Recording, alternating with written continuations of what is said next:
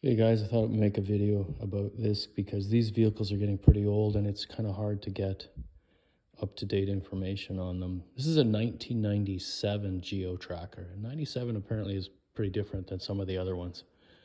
Certainly different than 98 On, and even different than some of the earlier versions. So if you're in a situation where you got this 97 Tracker, this is probably useful information. So you've got a situation where your CV joint, this axle that runs your four-wheel drive in the front, is gone. And in this case, it's just, of course, the broken boot here. So you're going to try to put this in, right? The new one. This is the orientation that would go in. So you get to the point, remove the caliper and everything, and you get to the point where you're thinking you're going to take the spindle off. But there's a spindle bolt here.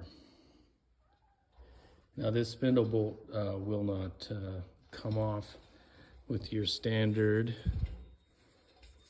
Dana 60 2 3/4 spindle nut. It's too small. So what you're going to need, I got it on this other phone here. You can get one of these at Princess Auto and see it's a little bigger. Instead of it being 2 3/8, it's 2 5/8. So it'd probably work. I don't have one, but I would buy it. It's only like $10. Now, the thing about it is, what you'll see on some videos with these trackers is, especially on the driver's side, there's 3 bolts that get removed, and then you can pull it out, right? Pull the old axle out. Well, if you look in here, there are no bolts. Okay, so you can't just remove the bolts and then pull it out. If you turn the axle all the way over, like on a lot of the videos, they'll show guys turning it all the way, one way or the other, and they can remove the axle. There's no bolts on this side either.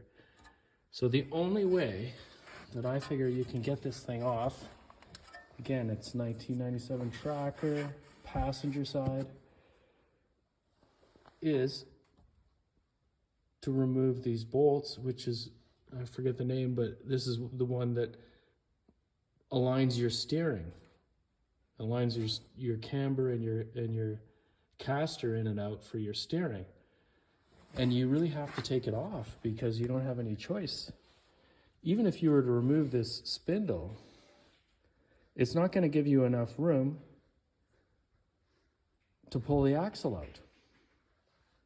Because look at how long this is.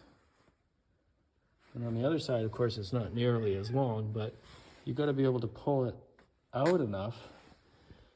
And removing this nut doesn't create any extra space here. So it's not going to come in anymore.